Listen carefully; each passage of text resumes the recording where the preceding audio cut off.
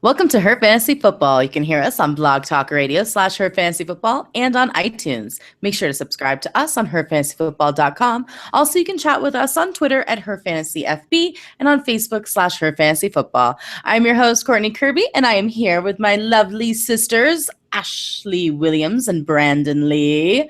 Hello, ladies. Hello. Brandon had a very, very eventful week last week at the draft.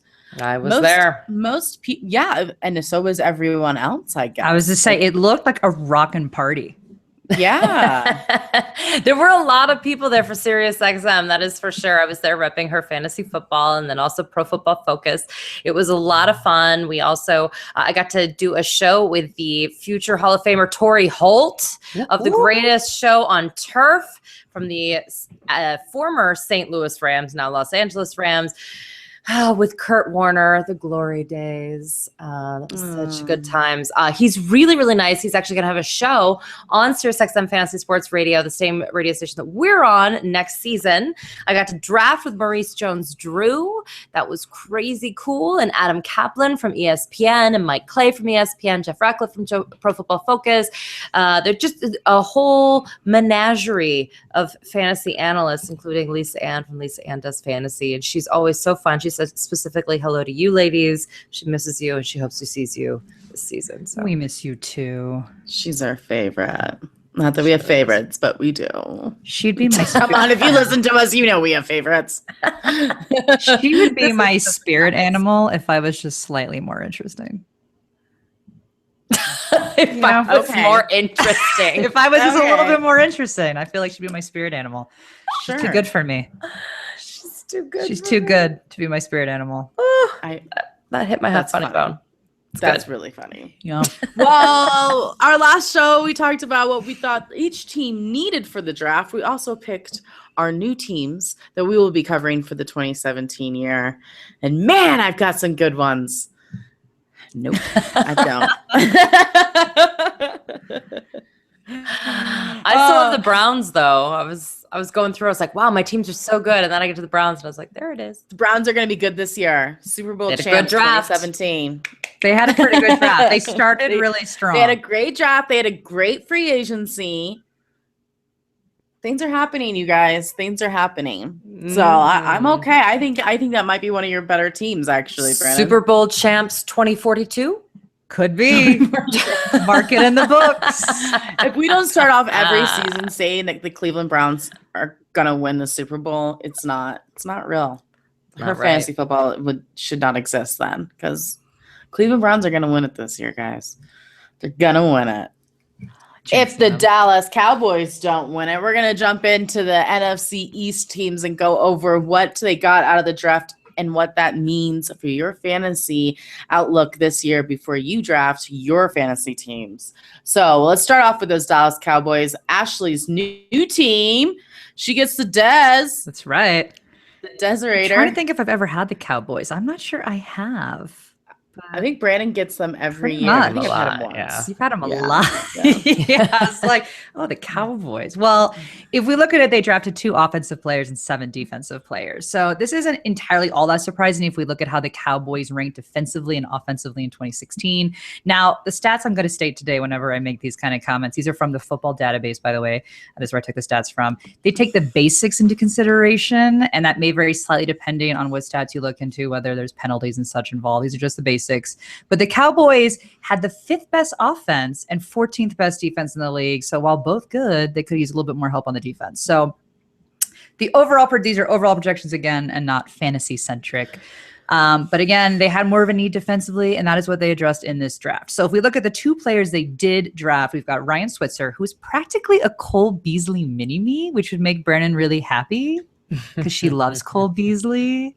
Cole Beasley. But good news for Brandon is I don't the see Beasles. him taking the Beasles position over anytime soon. He will primarily be used as a punt returner right away in terms of this season, because, as I said, Beasley is still in the picture, and Switzer is not going to knock him off that pedestal. So nothing to worry about there. Then we also have Noah Brown, who could be Bryce Butler's replacement next year, because Butler's only on a 1-year deal right now.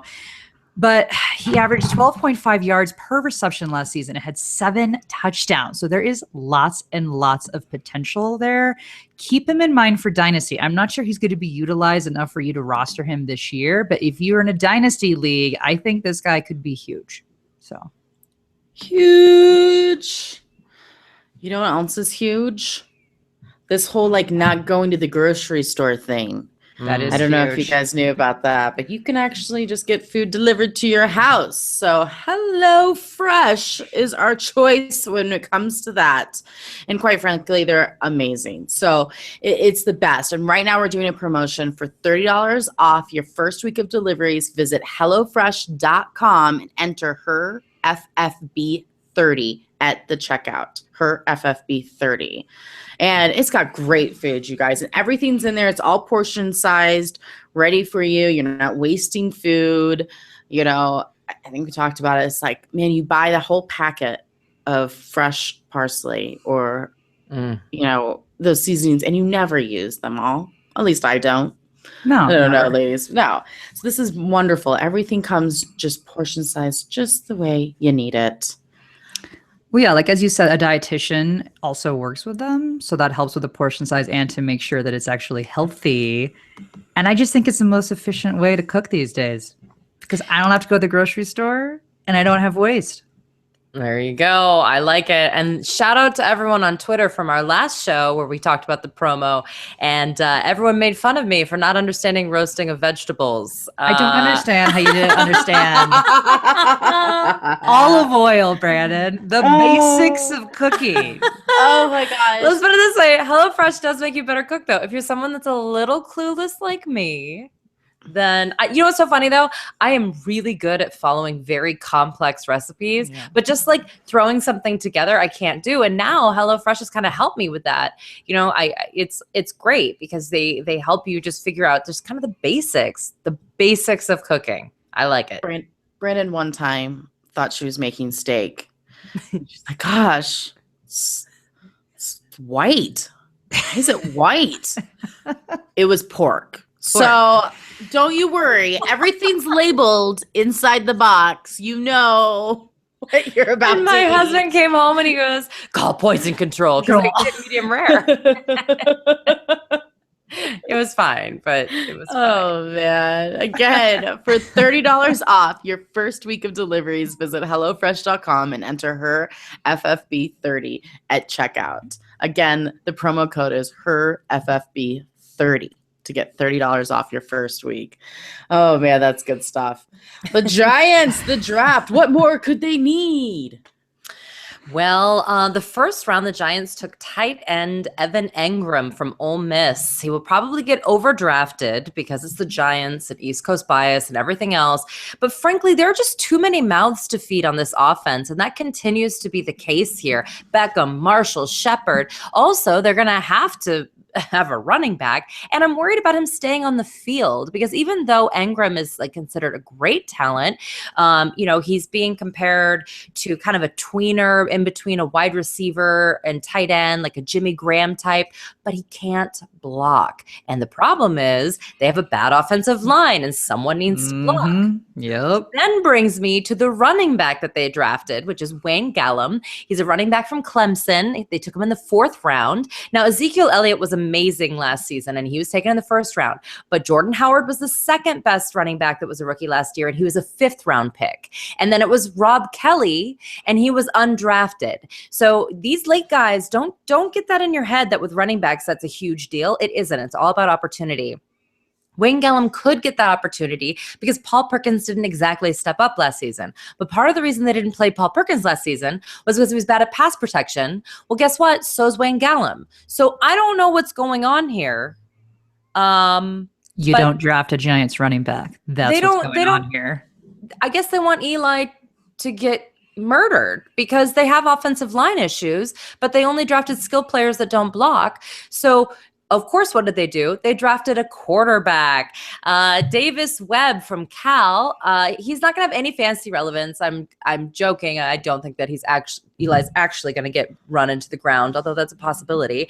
But it is a reminder that Eli Manning is 36 years old. He'll turn 37 in January. So there's a little bit of a changing of the guard happening. And I think what they're doing is that they're just going to take maybe one quarterback each year, as long as they have Eli, and test them out and see if they find their next guy. So keep an eye out there. But again, I don't know. Also, they did take tackle Adam I never say this right, Biznawadi from Pittsburgh in the 6th round.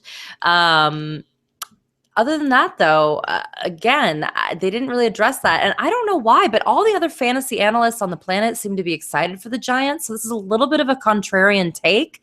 But again, I just think this is a huge, huge issue. I agree. Welcome to the episode where we botch more names than any other episode of the season. I know. I'm looking at my notes for Washington Redskins. I was like, do I say his first name? I don't know. Have to. For the Redskins, first of all, they got Jonathan Allen with their first overall pick at number 17 overall, which I did not think he was going to be there. So well done for them. I will say that for fantasy-wise, running back Perrin was one of my favorite guys taken for the Redskins. It's just what they need in that backfield, which was a complete disaster last year, if anybody remembers. So we still got Matt Jones for the Redskins, which I think that they may trade him, is what the rumors are on the street. But that doesn't necessarily mean that this new guy is going to do anything either, because it might just be a little bit of confusion with the offense. So we'll see. I'm interested to see. He's 5'11", 233 pounds, so he's a big boy for that running back game, which I kind of like. He also he also set an all-time rushing record for Oklahoma in only 3 seasons with 4,122 yards. So he can do it. He can definitely do it. So we'll see. Hopefully the running game for Washington is better. But Washington mostly stuck to, picking those defensive guys. And, defense wins championships. So that I'm okay with that. It's a tough division, so I'm not saying go out and check on Washington for your defense to pick up during your draft. Not what I'm saying, but it's good that they're working on it when they have to go against the Cowboys, the Giants, and the Eagles twice every year. So totally fine with that. Good luck, my little Washington bugs. I'm excited to be covering you. They're one of my faves. Ashley, I pass over the Eagles to you. May you enjoy them. Oh, am I excited? They did a great job, by the way, the city of Philadelphia, on the draft. There were tons of people there, and it was all outdoors. Thank God it didn't rain, to be entirely frank, but it was really cool, you guys. There were 200,000 people at this draft, and it was like a concert. Literally people just walking around with beers and stuff. Joel Embiid was there. All these NBA players were just walking around like normal people, but they're 7 feet tall, so they're not really normal people. It's fun. It was like a carnival. It was crazy, but congrats, Philadelphia. No arrests, which was shocking. Oh, that is shocking. I was going to say, actually, the best part of their entire draft for the Eagles was their fans who, gosh, so much enthusiasm every day, even the last day, crazy enthusiasm. And I love nothing more than how they busted the Giants and the Cowboys. I mean, it was getting awkward. I mean, just awkward for those announcers. You could tell they were kind of puffing their chest, being like, I'm gonna talk over them. And I loved it. And I think we should have the draft of Philly every year. Every year. I'm into totally that. crazy. Love it. In terms of who they actually picked up, 3 offensive players, 2 wide receivers, and a running back. So if we look at the wide receiver, Mac Hollins, he's got the ability to make some big downfield plays. But with Alshon Jeffrey, Jordan Matthews, Dorial Green-Beckham, Torrey Smith, and Nelson Aguilar in front of him. Stop with Nelson Aguilar. Nelson Aguilar. He's on the depth chart. Oh, for 5 minutes. Rod Streeter. He will Rod likely whatever. Rod Streeter's your boy, Courtney. You love him. I know, but he never was good. It's just I loved him. He had a moment. Here's the thing. This guy has the ability for some big field play. As I said, he's going to be probably the 4th or 5th receiver on this depth chart to start the season. But you look at someone like Alshon Jeffrey, historically has health issues. Dorial Green-Beckham, who has attitude issues and sometimes is not viewed very favorably with the coaches. So that could be interesting. Torrey Smith, dicey. We're not sure what's going to happen with that. And apparently your guys' love for Nelson Aguilar is very apparent.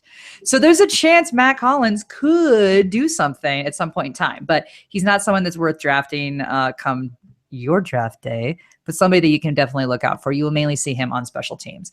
As for the other wide receiver taken in the draft, Shelton Gibson, he also has too many good receivers in front of him to be considered, especially above Matt Collins. So now the running back is interesting. So we've got Donnell Pumphrey, and he's going to have to wait and see how the pieces fall when it comes to Ryan Matthews. So Matthews has finally been cleared to work out, but it is being rumored that he will be released once he's actually healthy. And I'm going to use the term healthy here loosely because I'm not sure Ryan Matthews has ever been healthy. So I think they're just looking for like a standard baseline if he can walk.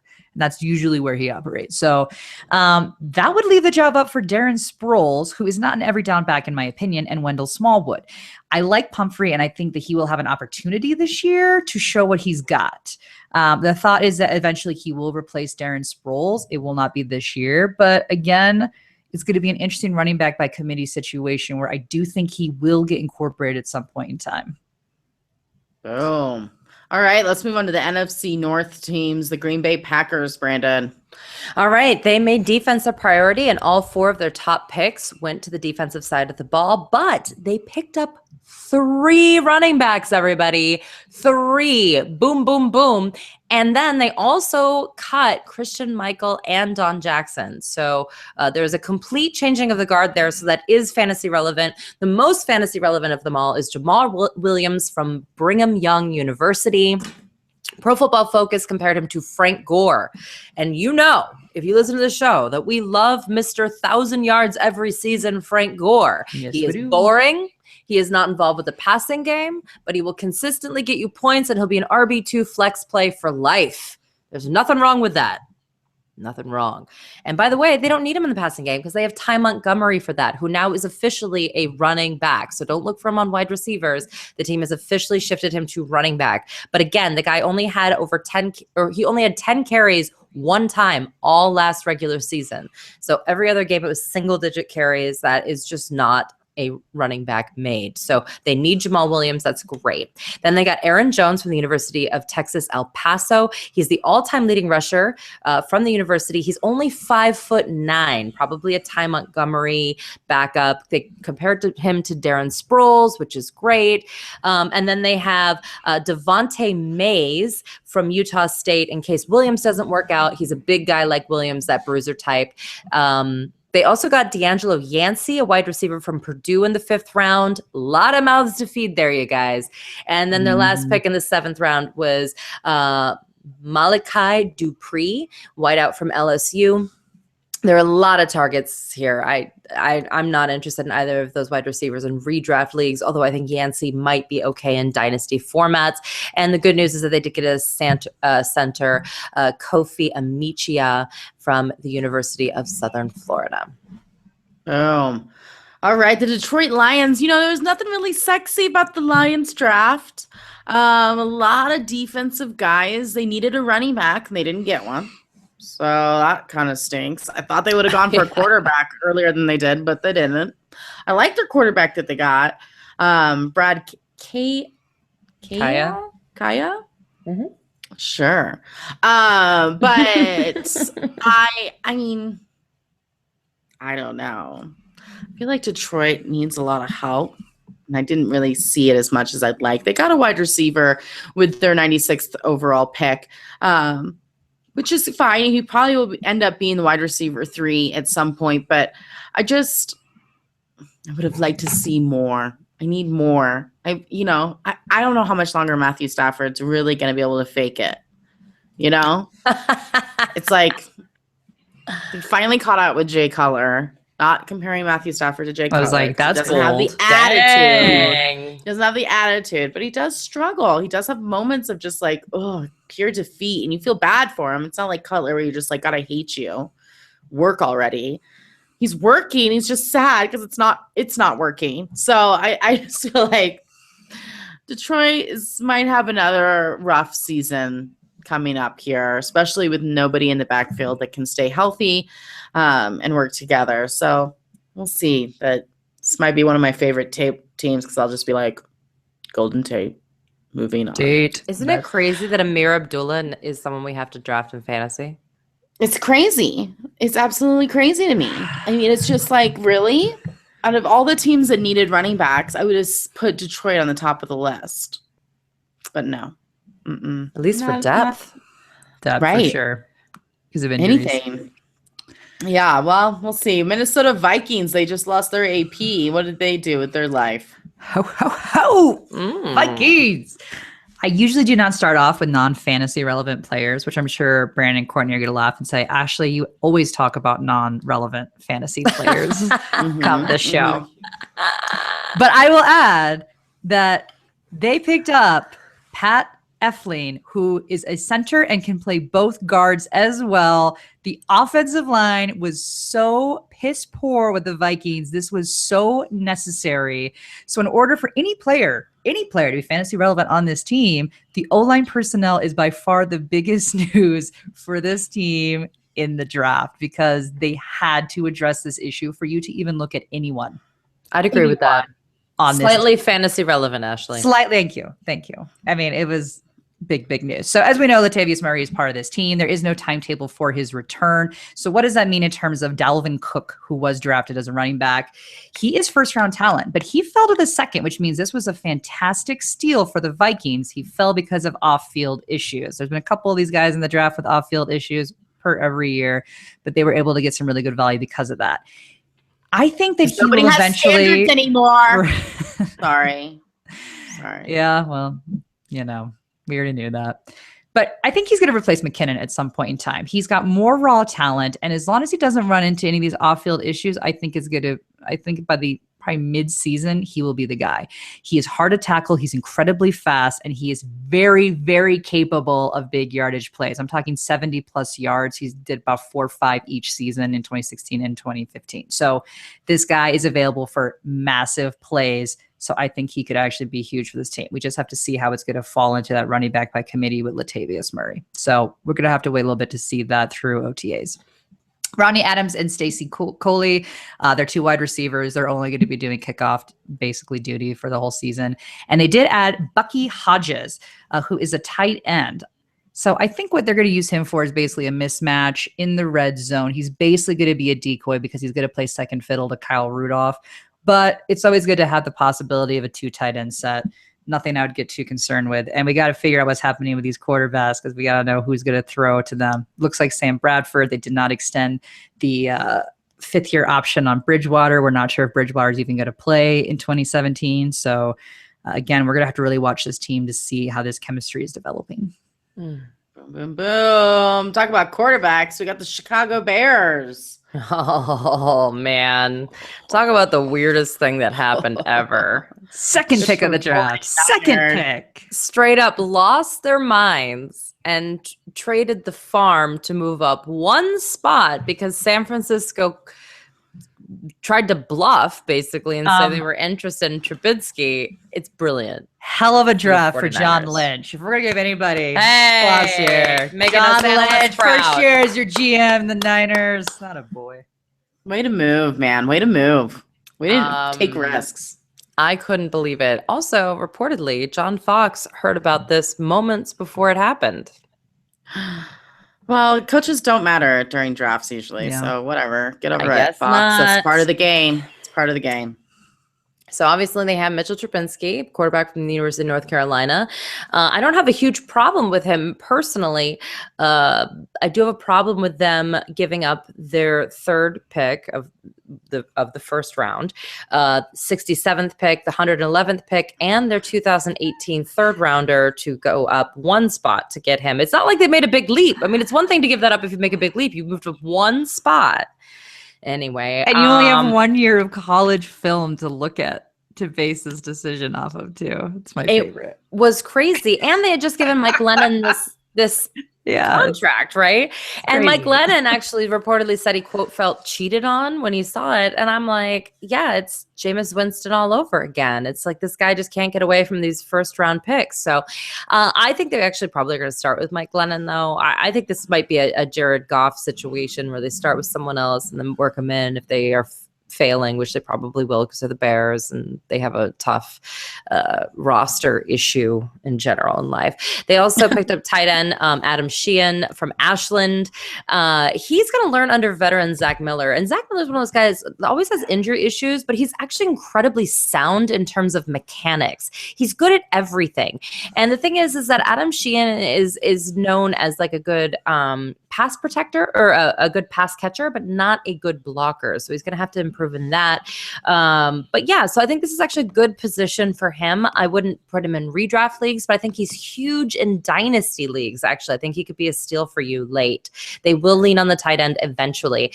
They got Tarek Cohen from North Carolina A&T as a 4th round pick as insurance policy only. He's only 5'6", 176 pounds. He's a tiny guy. He is nicknamed the human joystick, which I think is battling with that muscle hamster nickname for the best. I think it's probably more positive to be a human joystick, or it could be perverted. I don't know. And most phallic, yes. Right? The human joystick? It's a little bizarre. Anyway, he always gets compared to Darren Sproles, which is good. But he's going to be a returner, kind of a gadget guy. He's not going to compete with Jordan Howard. So you can all chill about that. And P.S., I'm not sold on Kevin White. I know that they didn't get a drafted wide receiver, but they did pick up some wide receivers after the fact that were undrafted. And I think, and I have heard reports from numerous sources, that Cameron Meredith is who they consider their wide receiver 1. And he is possibly the steal in your fantasy draft as of now. So it's something to watch.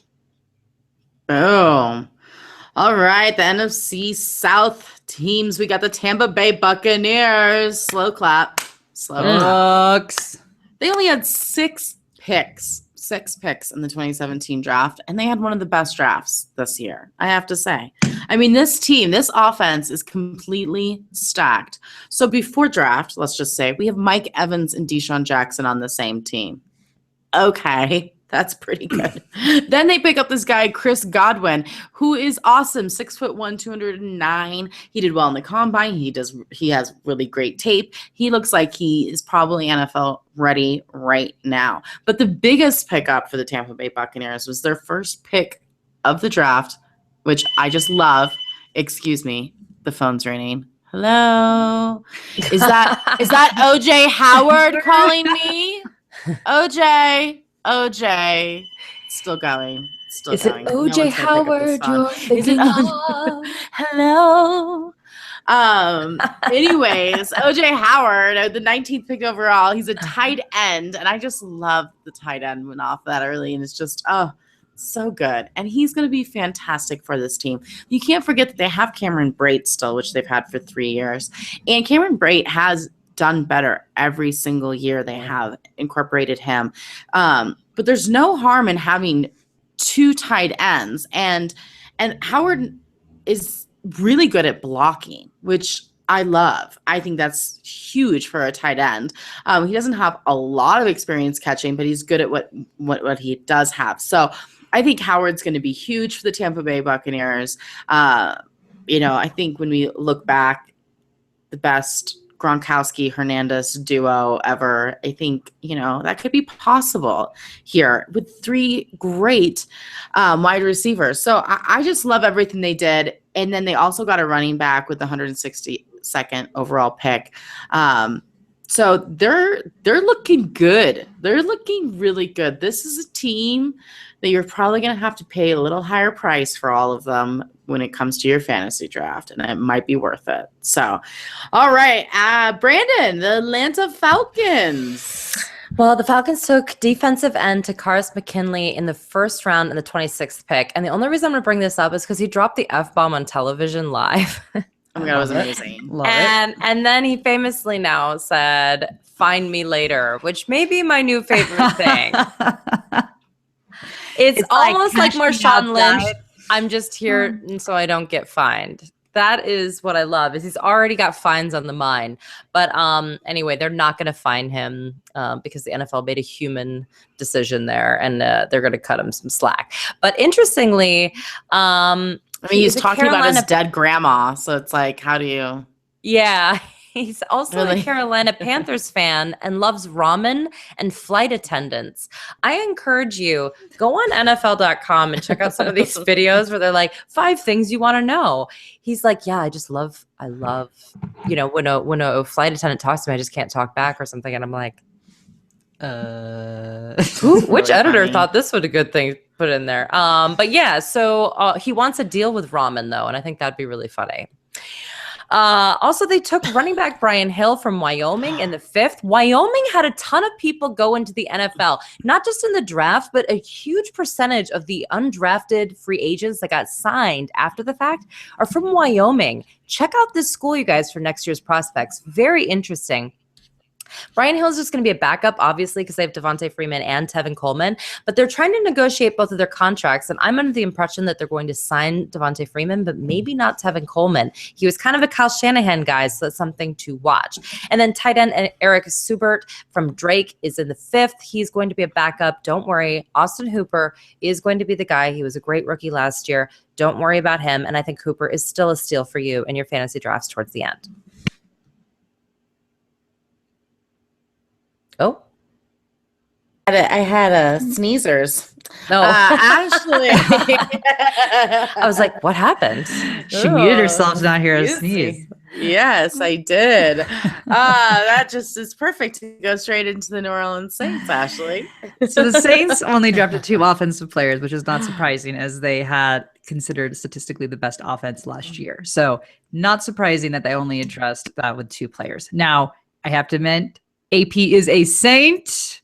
For any of those who did not know, I'm sure if you're listening to this, you already know this, but he is a Saint. He signed a 2-year, $7 million deal. So where does this put us in the running back situation? Because they did draft a running back. So Mark Ingram is still going to be the lead running back. We are now in a running back by committee with Adrian Peterson, which quite honestly, you're already used to. If you've had a running back from the Saints, they're always in a committee anyway. This isn't anything new to you. So Peterson is not a pass catching back, as we all know. So don't look for him to fill that role. That role will be filled between either Tavarius Cadet or Alvin Kamara, who is their new draft pick. My money is on Kamara. So he's really good with his hands.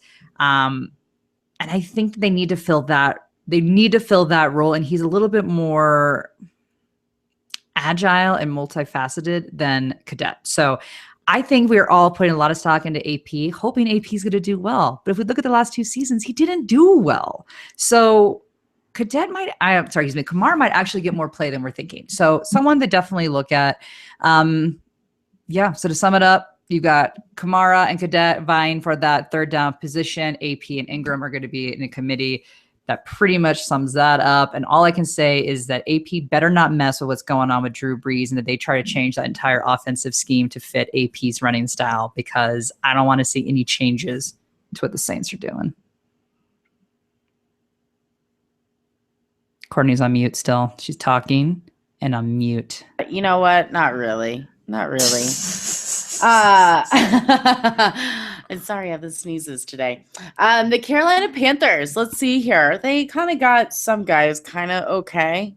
I don't know. Seems like Christian McCaffrey. Clap. Clap. I'm sad we I just hate say- him there, though. I hate him there. He could have gone anywhere else and I would have liked it. Why do you hate him there? It could be so good there. Because the Because Stewart? because of Cam Newton, who is Right. having shoulder surgery. We don't even know if he'll be healthy. He can barely throw. And then you have a pass catching back / slot receiver. Then they drafted another slot receiver right after him. But Cam needs to modify his style slightly to stay healthy. And I think that by drafting McCaffrey, it's going to force that. And I think that's necessary. I think the coaches are going to force it a little bit on him. But listen, this is the team of diversity here, is what I like to call them, because you have Cam Newton, who is, a a very successful running quarterback. Then you have Christian McCaffrey now, who's not only an amazing running back, but he also is a great receiver, can run routes. I mean, he can basically do whatever you need him to do. He's a better Ty Montgomery. That's what I'm saying. And then they drafted right after McCaffrey, they drafted Curtis Samuel, who's a wide receiver, but he too can be a running back. He played half the season as a running back last year.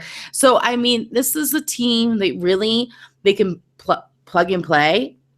I think, I know McCaffrey is smart. I know Newton is smart. I think that if they can keep it together, they could really throw off other teams and make it really interesting.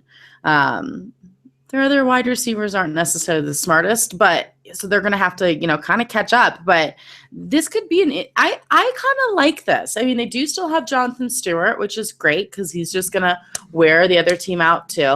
And then McCaffrey's going to come in and just have these huge runs or these huge little pass offs that are going to go for 100 yards. I mean, I think it's going to work. I like this, what's going on in Carolina. And I think I think McCaffrey was a good pick. So, I mean, I wish we would have came to the Broncos. Shout out to his dad. Love you. Love you, Eddie. But I love your horseradish. Call me. Call me. But I agree with you. I think that's an interesting take. Also, we're a name show. Talk to me about Corn Elder.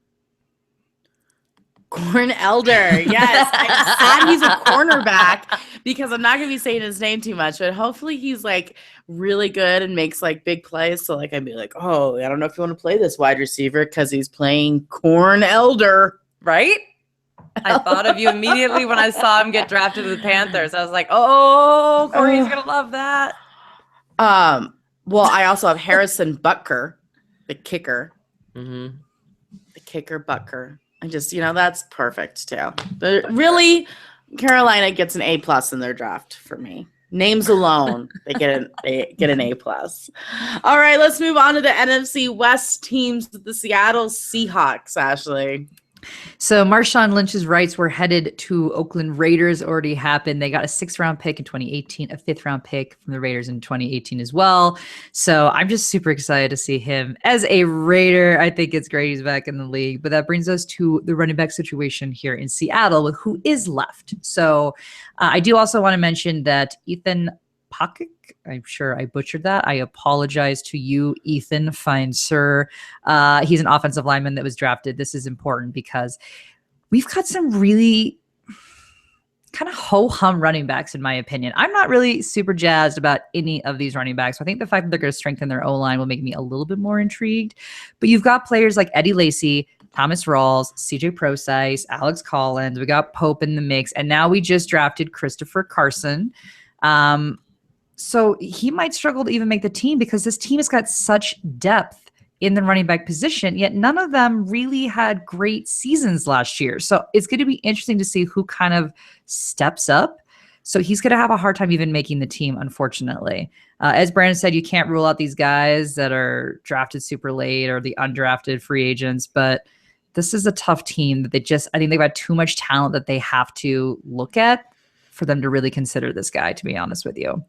In terms of the wide receivers that they drafted, Amara Darboh, he's got the size and the speed to compete. But in college, he did struggle a bit against tight coverage. So I'm a little concerned about that. If you're struggling in college on tight coverage and you come and play with the big boys here in the NFL, it's going to be a very rude awakening for him. So they're going to certainly have to work on that. He is a good special teams player, though, so I do think that he will certainly make the team, obviously, and that is how he'll be used in 2017.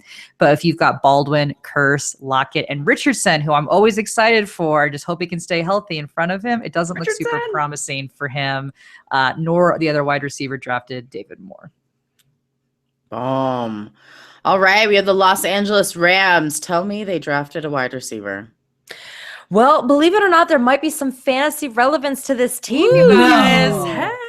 No. All right, so Sean McVay is the new head coach, and it's really important to tell you again that he was the offensive coordinator for the Washington Redskins when Kirk Cousins has come alive. They had all those great wide receivers, and they were able to get the running game going with an undrafted free agent last year. So that is hopefully good news for the Todd Gurley believers out there.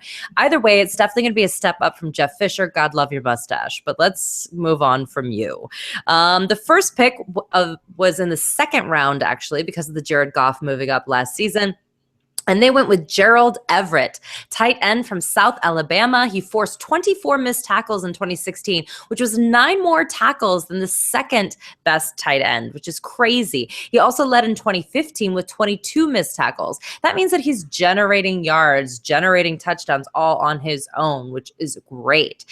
PFF compared him to Antonio Gates, who also played basketball and then went to the NFL. That's kind of his game. Sean McVay said that he reminds him of Jordan Reed, and he wants to use him in that way. So out of actually all of the tight ends, believe it or not, he's my favorite for fantasy purposes. If you're looking for this year, they need to use a tight end there, and he is the guy. Sorry, Tyler Higbee, the 4th round draft pick from last year. You're not Sean McVay's guy. This guy is. So it's very interesting to me. Keep your eye on that. Also, he could play wide receiver if need be, but I think they're really going to keep him in that Jordan Reed tight end type of position.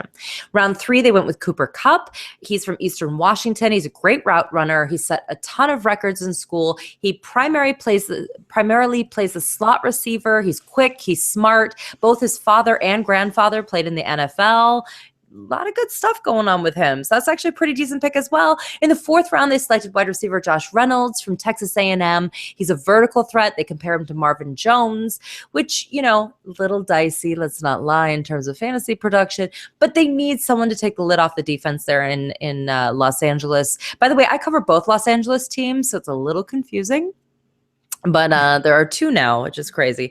And then they still have Tavon Austin and Robert Woods as veterans. They got a lot of building to do, but if you're going to invest in them, it's because you believe in Sean McVay. And I think I might believe in Sean McVay. Wow. That's Bold. nice. Bold. All right. We got the San Francisco 49ers, which we talked about a little bit earlier, but, they had a lot of holes to fill, and they had a lot of draft picks. But I think it's what they didn't do, what we had mentioned earlier, that's what most impressive with Mr. New GM, John Lynch, moving down the board over and over and over again and picking up, doing his thing. And I love it, and I love it. And he's still got great players for his team. Reuben Foster, I love. And the fact that he got him at the end of the 1st round, totally into, which was their 2nd pick in the draft. Because again, why stop with 1 pick in the 1st round? I mean, you can have winning, 2, right? And get a couple extra draft picks for the next draft and this draft because you switched 1 spot. I mean, it's just brilliant. It's just brilliant all over the board. So, I mean, God knows that they couldn't have not had a nice draft because they needed everything and they had so much spots to take. So I loved what they did. I mean, the quarterback situation is the only thing they didn't touch on as soon as I would have liked. They got Brian Hoyer and Matt Barkley as their quarterbacks right now, if you didn't know, because those are them. They play for the 49ers now. They did get CJ Beathard in the 4th round. He's not my favorite quarterback coming out this year. I don't think he's going to be ready right away in September. So if they need him, I don't think it's going to be there, but we'll see. It could have been worse. But I do like their tight end, George Kittles. I think he's going to be fantasy worthy sooner than later. They have Vance McDonald and Garrett Selleck in the tight end position before him, and neither one of them make me excited. So I think George is going to be the dude. And you know how I feel about tight ends on crappy teams. Like they're usually pretty golden. So I think that this is a good moment for the San Francisco 49ers, and I'm excited for them. And then we got the Arizona Cardinals, Ashley. Yeah. So they drafted wide receiver Chad Williams, who has all the talent and ability, but fell due to some red flags. Williams, just to get an idea of what they were, he was charged with marijuana possession and possession of firearms in his car. This was at LSU. So that's not great. I'm underwhelmed with the receiving corps on the Cardinals, which I know is probably going to be a very polarizing statement to say, but I'm just underwhelmed with him. So I think he has got a chance to play as long as he stays out of trouble. He has the talent and the ability and hopefully the spark that is going to be needed in this receiving corps to spice it up a bit. So I think there's a shot that he could play. So TJ Logan, he could be a good change of pace kind of back to complement David Johnson, but he's not going to play all that much because, well, he's playing David Johnson is on the team and he is always on the field. So this guy's not going to get a whole lot of plays. I see special teams in his future. And they also did address their O-line a bit by drafting both a guard and a tackle. This is good news for those receivers as they need to protect Carson Palmer. David Johnson could run with no line, so I'm not concerned about the running game, but this is good news for Chad Williams potentially. I agree, Ashley. I agree. All right, we're going to move on to the AFC. We'll start off with the South, the Houston Texans. All right. Houston's offense would have been good last year, like really good, if they hadn't paid and played Brock Osweiler way too much. So the truth is the Texans needed to draft a quarterback. We all knew that. They couldn't get their Tony Romo. They couldn't, they gave away Brock Osweiler to Cleveland, literally giving him away. So they got it. They got their quarterback, Deshaun Watson. There it is. And Watson is a good quarterback, but he has some consistency issues, which is exactly what Houston does not need. He had 30 interceptions in the last 2 seasons, which was the number 1 quarterback to do that. So that's not good. That's not good. So he's number 1. Number 1. He's number 1. You're right. You're right, Brandon. You're right. At least he tops the chart. That's right. If you're going to do something, do it full-heartedly, be the best at it. And he was the best at interceptions. So, but he is good. So, they're going to need to use him. I think he's going to do better than Brock Osweiler. So that anything's a step up. The Texans also drafted a running back, Foreman, but he will be behind Lamar Miller and possibly Alfred Blue. You know how I feel about Miller. So I have a feeling Foreman is going to see the ball at the goal line, which is exactly what they need. So he's going to get the touchdowns. I think Lamar Miller last year had like 5 touchdowns, which is really frustrating for Miller owners. I'm sorry if you owned him. But it's probably going to be a similar this year again. So bummer. I apologize. All right. We got the Indianapolis Colts, Brandon. Oh, yeah. You know what? It's so interesting that you ask about them. The part of the issue is I forgot that I covered this team. Well, it's new. Let's go to the Jacksonville Jaguars real fast. Yes, that's great. Thank you. Let's go to the Jaguars. Let's go to the Ashley. Yeah. Let's make Colts, irrelevant. That's what irrelevant. They mean nothing. Yeah. Okay. So the Jags. So there was a little bit of controversy going into this draft, whether or not the Jags would actually pick up the 5th-year option on Blake Bortles. They did exercise that on Monday, May 1st. So he's a quarterback, which obviously was going to be, as they did not draft a quarterback in the draft. So they knew that Blake was going to be their guy. Now, offensive linemen were added, so this will help because Blake Bortles needs protection. No. Big time. But what's even more exciting to me, I'm actually pumped for the Jags this year. They were good the year I had them. So I think I'm like good juju for the Jags. I feel good about them this year, just saying. 2 words, beep, yeah, Leonard Fournette. Love this pick. Love it. He is a fantastic runner who runs like a bat out of hell, who is lit on fire. This guy is a super aggressive runner. He is everything this team needs. They've had such problems with their running game there.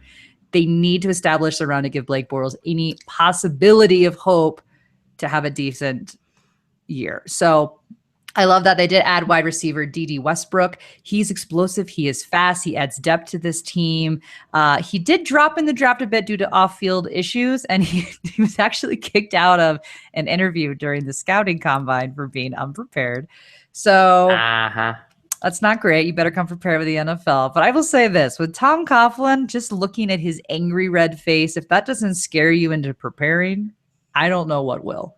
So granted, Coughlin's not your coach, but I don't want anyone even near me like Tom Coughlin looking like that. So just say. Now, Coughlin was rumored to have an interest in implementing the fullback into more of a scheme with this team. So insert Marquez Williams.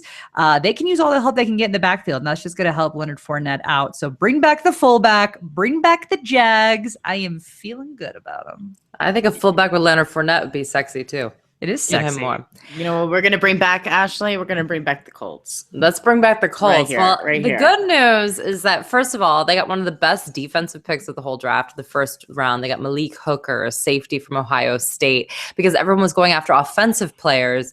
And so they actually got defensive players, which is important. And they only got one skill position guy that we have to talk about, and that is Marlon Mack.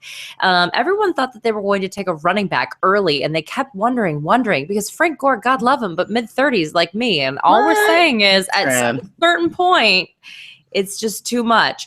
But they said whatever, and so they drafted Marlon Mack in the 4th round, a running back from USF. But the problem is that he's the opposite of Frank Gore. He is not Frank Gore's replacement. This is intriguing, everyone. You should draft Frank Gore again. You heard me correctly. The biggest criticism for Marlon Mack is that he runs east-west, unlike Frank Gore, who runs north-south, right? He always falls forward. He's always getting you yards. He's always keeping his feet moving. Marlon Mack is Mr. like scatting around, doing his thing. We don't want that. So I'm intrigued by this because it makes no sense.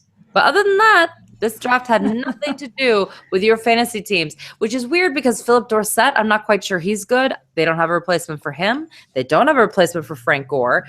We know that they have Jack Doyle, but other than that, it's intriguing, you guys. It's intriguing.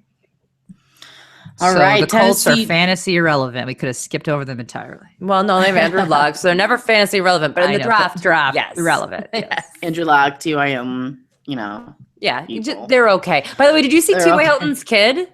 They showed it No. on Sports Center. No. He's like a little, I don't know. I think he's like 8 maybe, but he was running. He looks just like T.Y. Hilton, and he like broke some kid's ankles on like a cut. And he's like this little mini T.Y. Hilton. It's adorable, you guys. Google it. It's adorable. Google it. All right, Tennessee Titans. All of them are too young to have 8-year-olds. So let's get into their draft picks. I like that the Titans focused on guys that Mariota can throw to. I think that's important. This Corey Davis guy, he's a great wide receiver, but he is coming off of an ankle injury, and we all know how that works. If you have over-owned Sammy Watkins, you know how scary it is to pick a guy up who has ankle issues. Yeah. So buyer beware, but he is very talented guy. The Titans got a tight end with their 100th pick overall. Delaney Walker is like one of my favorites, but he is turning 33 before the season starts. He's kind of moving a little slower. He's kind of got the Antonio Gates crawl. So I can understand why they wanted to make sure that they got another tight end. But I think the Titans draft overall was good. It was full of guys with a lot of talent, interesting guys. I think that, no problem children that I know of, and I think this could be a really good draft for them. A lot of offensive linemen guys. So yay. All right, let's move on to the AFC West teams. The Kansas City Chiefs, Brandon. All right, so the Kansas City Chiefs in the first round decided to trade up to get quarterback Pat Mahomes from Texas Tech. It's great because he's a developmental guy. He has a lot of talent, but he needs to learn underneath someone. Well, that's perfect because Andy Reid is a quarterback-friendly coach, and Alex Smith is getting older, so it'll be perfect to learn underneath him. There is no one on really God's green earth right now who's saying that Alex Smith is not the starter, so you shouldn't assume that. But I think he's very interesting in dynasty leagues, especially if it's a deep dynasty league and you can hold on to him for a few years. So very intriguing there. Another huge draft day move is that they picked up Kareem Hunt, running back from Toledo, in the 3rd round. He is a 3-down back, and I believe he will start over Spencer Ware at some point this season, if not at the very beginning. I want to remind everyone, after week 8, Spencer Ware did not have one game with not one with 100 yards or more total on offense, and he only scored 2 touchdowns, 1 running, 1 passing, and it was in the same game at Atlanta in week 13. That is it. So his production went way down as the season went on. They are not going to rely on him as a 3-down back anymore. There's just no way. It's just impossible. They also took Jihu Chesson from Michigan. In the 4th round, he's a wide receiver. If you think about it, it's Jeremy Maclin, Tyreek Hill, and then who? Is it Chris Conley? Is it Albert Wilson? So this guy actually has a chance to get on the field. I don't think he'll be really fantasy relevant because they have Alex Smith, so they don't throw it down the field that much. And then they have Travis Kelce, who takes a lot of the targets. But he is interesting in dynasty formats. Perfect. Oh, the Chiefs. Now the Raiders. Nothing very exciting for the Oakland's draft offensively. They got a lot of defensive guys. They got Elijah Hood, running back. They're second to last pick. But they just focused on that defense. It's a hard division overall when you have to play the Broncos and the Chiefs and the Los Angeles Chargers. And then you also have to play the Patriots, the Giants, the Cowboys this season. So, it's a tough schedule, so I'm happy that they worked on their defense. I will say that the Raiders taking Conley could be a really bad mistake. And we'll have to see. The jury is still out on whether or not he's going to be facing charges on sexual assault. But I will say it doesn't look good when you change your mind on what happened to the police officers. It's like, we always say this to each other. If your husband gets murdered and you're having an affair, you need to tell the cops you're having an affair because they're going to find out, and now you have motive to killing your husband. Do you know what I'm saying? If you actually have sexual relationships with people, you need to tell the cops you had sexual relationships with that person because they're going to find out. So, innocent until proven guilty, but we're heading down that road. So they might not have their first draft pick, which is crazy to me. I think it could be a really big mistake, but only time will tell. It is the Raiders. Welcome, Marshawn Lynch. It's very exciting news. We got quite a bit of nice running back stuff happening, which will move us to the Denver Broncos. They had an exciting week this last week. They did. So Denver Broncos head coach Vance Joseph says he expects quarterbacks Travis Simeon and Paxton Lynch to compete for the starting job and to compete for quite some time. But quite honestly, Mr. Irrelevant Chad Kelly could be better than both of them. He will not be an option until later in the season because he's got a hurt thumb. He's got allegedly some attitude issues. He is Jim Kelly's nephew. But you know what? His skill set, it's fantastic. He's got a bit of that it factor too. I think he'll be better than both of them. I think that if he can play, he will take the starting job by the end of this season. I'm throwing that out there right now. I'm not going 2.0. Could be. Entitled. Yeah, it might be. It could be 2.0. Might be, Courtney. Great. But I'm just saying, if you're going to play Simeon or Lynch, which you're probably not going to do, don't draft them in a redraft league. I'm not into it. I don't think they're going to keep their job by the end of this season. So just something to think about. Garrett Bowles, offensive tackle, was drafted. He will compete for a starting job.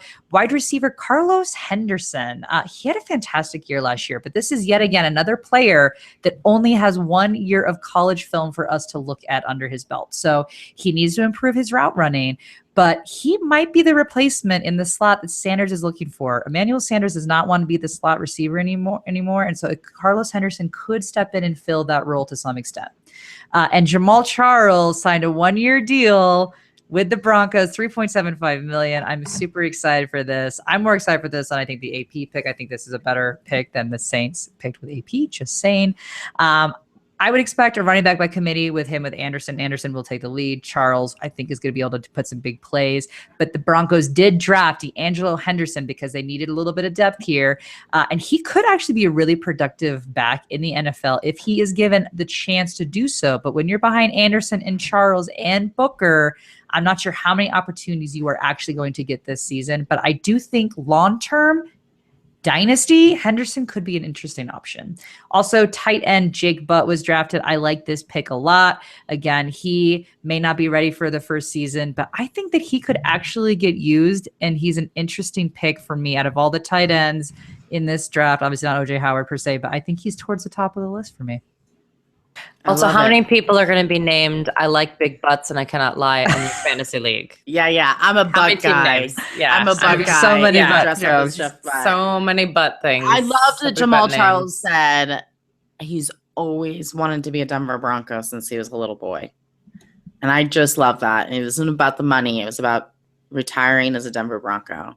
Welcome. Give it to me, baby. Come die in Denver. Everybody needs to welcome, die Charles. in Denver. Come on. All right, let's move on to the new and improved Los Angeles Chargers. I guess I'm not as excited about this as everyone else. I think it's fine that they took Mike Williams. Mike Williams, in my opinion, from Clemson, had fantastic tape. He's someone who always wins at the point of the catch. He's the kind of wide receiver that I think does best in the National Football League. There were some issues where people thought that he was overrated, and all of a sudden it became cool to denigrate Mike Williams. My only problem is that they have Keenan Allen, they have Tyrell Williams. Like, I'm just not quite sure what his target share is going to look like here at his first year in the league. So I'm a little worried about that. Although, poor Keenan Allen, it just doesn't matter. He always gets hurt. So who knows what happens here? No, it's reality. That's where we are in life. Maybe the new name change will change the karma that Injury happens with all the dynamic. injuries. Yeah. Exactly. Let's hope so. And then the really good news here, though, is that they got two of the best offensive linemen in the draft. They got Forrest Lamp and Dan Feeney, which is a huge boon for all you Melvin Gordon believers, of which I am one, and nothing else really relevant. Just a little reminder that Hunter Henry is your guy. Thanks. Yep.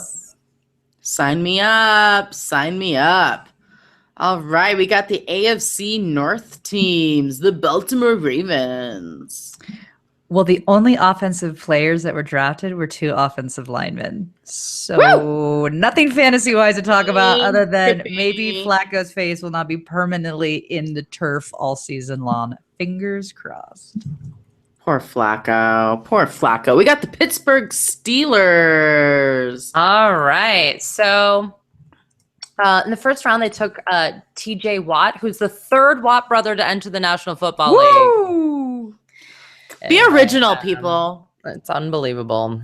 I love that it's JJ and TJ. I literally had to look up and I was like, who? JJ Watt's already taken. Anyway, the real drama happened in the second round when they took Juju Smith-Schuster, who I love also it. competes for the love great it. name. Juju's the And best. Juju's the best, but Juju gets Juju on that drafted. beat. He's a down the field threat. Everybody loves him, except for someone makes some comment and about him being the replacement for Martavis Bryant. And Martavis Bryant gets ticked and says, no, this is obviously the replacement for Sammy Coates. And so then Sammy Coates, and this is on Twitter, Sammy Coates comes back and is like, oh, no, it's not. Maybe they need a replacement for you because they can't. I mean, it was like cat fight. Yeah. Smoke another joint. Yeah, exactly. Someone's got to chill. Somebody needs to chill. Someone needs to cook and chill like Putin. That's right. That would have been so good for our Sirius XM theater Oh, segments yeah. that we do. Yes. It's too bad it's too early. It's too early for that. But yeah. So anyway, people compare him to Anquan Bolden, though. He's a really sturdy, competitive kind of guy. I really like him. I think he has a big future. There are a lot of mouths to feed in Pittsburgh. So I don't know about year one, but I'm into him on a dynasty perspective and someone you should definitely keep an optimistic eye on. Also, guys, it looks like, Eli Rogers is going to be in the slot. Wow. I'm putting that Yeah. down there. Just reminding you of that name. Third round, they took James Conner, running back from Pittsburgh. What's interesting about him is he just came back from cancer a year ago. Hodgkin's lymphoma. Yeah. I'm not kidding you, Guy's guys. tough. The guy He's had tough. cancer. Yep. Cancer, full-blown chemo, everything. Continued playing You see him football. running with his a little mask on to keep the Ugh. chest on. I'm just like, gosh, And I complain that I'm tired after work to even do like my P90X. That tapes. and Can't even do Serena it. Williams winning the Australian Open while pregnant. I Put just us all to shame. I can't complain about anything anymore. So anyway, he's a hometown kid, but he's also very talented and has the kind of 3 down back style of Le'Veon Bell. Not that he's replacing Le'Veon Bell, but the handcuffed Le'Veon Bell always is productive in fantasy at some point in the year. And D'Angelo Williams isn't with the team anymore. They do have Fitzgerald Toussaint, but I would not be surprised if James Conner is actually the handcuff, and he will have value. So I do want you to remember that name. And the last interesting move was that they drafted Tennessee quarterback Joshua Dobbs, kind of like Eli Manning. It's not the end, but they're starting to figure out that at some point there will be an end to Roethlisberger. So I don't know if this is it, but again, actually the backup to Roethlisberger is usually fantasy relevant at some point in the season. So this is intriguing, everybody. It was a very interesting year for the Pittsburgh Steelers. All right, the Cincinnati Bengals. I just you got to pick your teams, and this is just not one of my favorite teams anymore. I'm just gonna have to take them off the list. Bye, Bengals. May you rot in football hell. They decided to pick up the lovely, always exciting Joe Mixon. And if you haven't Googled him, you should. There's a lovely video of him punching a girl in the face and basically breaking her whole face in a restaurant. And he gets drafted to be in the NFL and make lots of money. I get it. He's talented. But he's a crappy person. And if it's going to happen again and whatever, I'm going to move on from this. He's most likely going to start because Giovanni Bernard was still recovering from his ACL injury. But it's just, Someone was going to draft him, so it's no, the a lot of Bengals people it said is. they weren't going to draft him. There's only like 2 or 3 teams that said that they had him on their list. And the Bengals were like in love with him. So they just had to do it. And they just love all the bad people. They got Pac-Man Jones. They got some defensive lineman guy. It's just complete crap. It's part of the Bengals gig. But, he's going to, I shouldn't say, we would like to hope that he rehabilitates and he doesn't do it again. But yeah, that's a concern, right? Because if you draft him and he does have another act of violence, you're going to lose him for the season. So yeah, Ashley. Interesting choice of word. Well, I will say I don't mind their first pick overall, Mr. Wide Receiver John Ross. He is small though.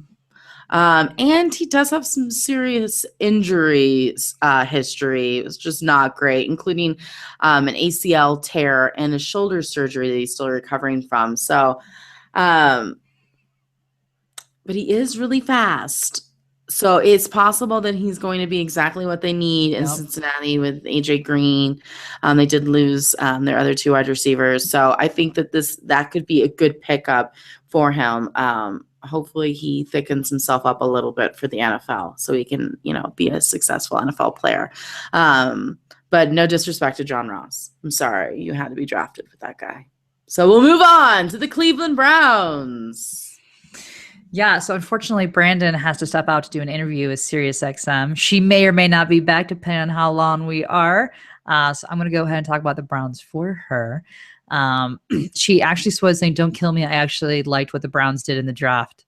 I think a lot of people actually felt that way. There was a couple picks that you're kind of like, Well, out of how many picks they had, they're allowed to have one or 2 fishy ones. And overall, I feel like for the Browns, good draft. Yeah, they did great. Good draft. Good step forward. So there's a lot of good defensive picks, including their first overall pick, which was the edge rusher, Myles Garrett from Texas A&M. Go check out this hilarious video, if you haven't already, of his mom questioning whether Warren Sapp is relevant or not after he called her son lazy. Oh my gosh. I love that. So I think he's going to be a fantastic player. That was, to me, the obvious pick for pick 1. So at least they didn't do anything crazy and not go with the obvious pick with the first pick of the draft there. From a fantasy perspective, they took David Njoku, who is a tight end from Miami.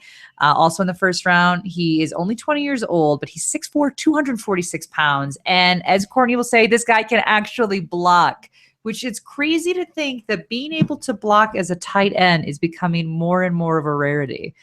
I know. Really interesting. So he's kind of one of those true tight ends. And when we say true tight ends, we're thinking of like the Greg Olsons, right? Greg Olson's got great hands, but he also can block for you. So they really like him. So obviously, because they cut Gary Barnidge, so he should be a good mix for them. In the second round, they took Deshaun Kaiser, quarterback of Notre Dame. A little sad about the missing on the only Browns want to be on the planet, Trubinsky, but this is good. So, he'll compete with Cody Kessler for the number 1 spot. So, it could get interesting. No wide receivers, and they took running back Matt Days from North Carolina State as their last pick in the 7th. Isaiah Crowell will be the biggest value of the draft for them. This guy is not going to replace Isaiah Crowell. So that's really it with the Browns. Not bad overall, guys. I'm proud of them. It wasn't a complete implosion. They're going to have a really good running game this season. So good for them. They really concentrated on their offensive line, and a lot of teams needed to do. So, and they got in free agency, which is great because this wasn't the best draft season for offensive line guys. So they were moving and a shaking. All right, the AFC East teams, we got the Miami Dolphins. They're not mine. Yay! I'm so upset they're mine. I didn't want them, Courtney. I really didn't. Not gonna lie to you. So it's really interesting to me about the Dolphins is that they only drafted 2 offensive players, 5 defensive, but they had the 9th worst offense in the league last year. Granted, they had the 4th worst defense in the league. So technically they needed a little more defense and offense. But they have defensive guys. That's the crazy part. They do. They do. Whatever. But yeah, only 2 offensive players. And one of them was a guard, which is good because they need that protection. The other is wide receiver Isaiah Ford. I guess the main thing with him is he just needs to prove that he can actually play in the NFL when it comes to the strength and the speed and the physicality that is needed as a wide receiver. And especially when you are on a team that doesn't have a strong quarterback, you've got to be an aggressive physical receiver to muscle their ball out of poorly thrown plays. So it's really going to be interesting to see what can happen here. Again, not fantasy relevant. There's barely anyone fantasy relevant on the entire Dolphins team for you in general. Oh, we're on a trend here because we have the New England Patriots. They gave up their whole draft to get Brandon Cooks in the offseason in a trade with the New Orleans Saints. So they didn't even pick until the 3rd round. So, I mean, they didn't really have much of a draft. I'm sure whoever Bill Belichick drafted will be fabulous. But they only had 4 picks, and none of them were fantasy relevant for you. So they did sign some undrafted free agents, but again, nothing too exciting. So really the Patriots status quo, which isn't too bad, isn't too shabby. So we'll leave them there. Then we got the Buffalo Bills. Ashley, my favorite. Yeah, so this is another team. Not you, favorite, but the Bills. The Bills. I wasn't happy with their draft. And what's interesting is that they fired their GM, but the GM didn't really have anything to do with the draft. So it wasn't as if the draft went poorly and so therefore they fired him. Doug Whaley was already being basically factored out of the entire drafting process. And then they fired him promptly after the draft. They are right now interviewing to determine who is going to be the GM. They've got to interview Carolina Panthers assistant general manager Brandon Beane, as well as Brian Gain from the Houston Texans. So we'll have to see who gets that GM role. And then the other issue, again, they only had 6 picks. So they picked 3 offense, 3 defense. They didn't even split there.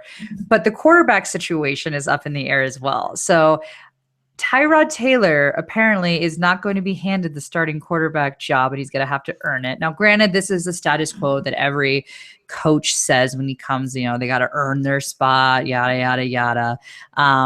But he's going to be battling up between Cardale Jones and the new draftee rookie Nathan Peterman, as well as TJ Yates. But that's not really part of the competition in theory. So it's going to be interesting to see what they do. I do think that Tyrod Taylor will be your guy, but because of this quarterback scenario, and again, they seem to not have trust in him, despite the fact that when you look statistically at the numbers that Tyrod Taylor put up last year, it was sound. It was fine. There's no Yes. reason for this freak out of what's going on here. So it makes me completely downgrade every single player that is on this team, because if you don't have the confidence in your quarterback and you're not going to commit to a quarterback that put up decent numbers, I don't know what you're going to do with the rest of your offense. I really don't. It just doesn't make sense to me. The only thing that makes sense to me is that the fact that they are looking at tight end Gary Barnidge, who could be a really interesting fit here, but you've got him and you've got Charles Clay to do some 2 tight end sets. Depending on the quarterback situation, strong tight ends do help because you got that easy dump off, and the fact that you got 2 big tight ends that can block and can catch. And Charles Clay has some injury issues like everybody else on the Bills. So this will be good. This will be good. It will be good. So granted, it hasn't been signed If yet, it happens. but I think it would be good. They did not pick up the 5th-year option for Sammy Watkins, which leads us to the other draft pick, which was Zay Jones, wide receiver. They got him in the 2nd round. I'm just not super excited about him. He's 6'2". He was ranked among the top wideouts during certain elements of the combine. So he had a strong combine when it comes to the shuttle runs, broad jump, and such. I don't know, Courtney. His routes don't wow me by any nature. And again, I'm just Debbie Downer on this whole team because of really the whole lack of committing to the quarterback. So to me, this was just an okay draft. And then they drafted a guard as well to shore up that line a little bit. But again, not a whole lot of fantasy relevance here until we see the quarterback that they decide to go with and how this team gels. The Bills didn't have any wide receivers last year either. They don't, I know, but they didn't really address that this year. They picked up one wide receiver. Status quo. Just going. They're just sticking to it. All right, the New York Jets. There's no doubt that the Jets needed a lot to be competitive in the league this year. You would have thought that this team with no quarterback would have drafted a quarterback, but that was not the case, my friends. Don't let that fool you. The Jets are not that smart. Unlike most teams, the Jets did pick best player available, and I do love that. It was very clear that people were picking players that they wanted, not the best player on the board. And I don't like that. Pick the best player on the board. I think Jets, if you've got what does it matter? You need so much. Just pick that's what I was going to say. They needed everything. So you just got to pick the best. If you've got a team that is pretty shored up in some positions, then you're going to pick the best player in the position that you need to fill that hole. But with the Jets, they need everything. They need everything. So you got to pick best player. Yeah. They got 5 new guys on the defense, including 2 safeties with their first 2 picks and 2 cornerbacks with their last 2 picks. I wish they would have gotten a cornerback a little bit earlier, but that's okay. That's good that they're stocking up on their defense. In the middle of the draft, the Jets got 2 wide receivers, a tight end, and a running back. Out of those, I'm the most excited about the tight end. Again, this is a tight end 2017 draft season. But Jordan Leggett, great name. Maybe. They went straight to the top of the depth chart. The Jets is a team that doesn't have wide tight end, so he's automatically there. So whichever quarterback that they end up with, they're most likely going to be using the tight end because they're not super experienced, great quarterbacks. So Leggett might be legit on your team this season. So keep an eye on him. It is the Jets, so you just got to be buyers beware. The running back might be fine, but he's going to be behind a couple guys, as we already know. So I'm not super invested in him at all. So we'll see. We'll see. The wide receivers is interesting. We got a couple good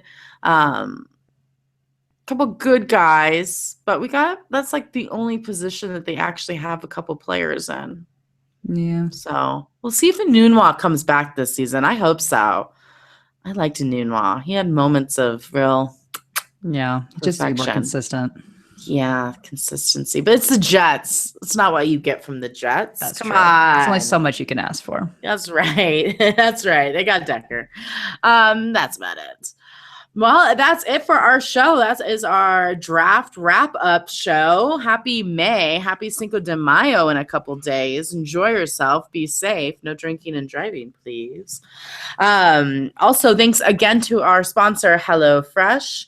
Again, for $30 off your first week of deliveries, visit HelloFresh.com and enter her FFB30 at checkout. Again, the promo code is HerFFB30. And you'll get the $30 off your first week.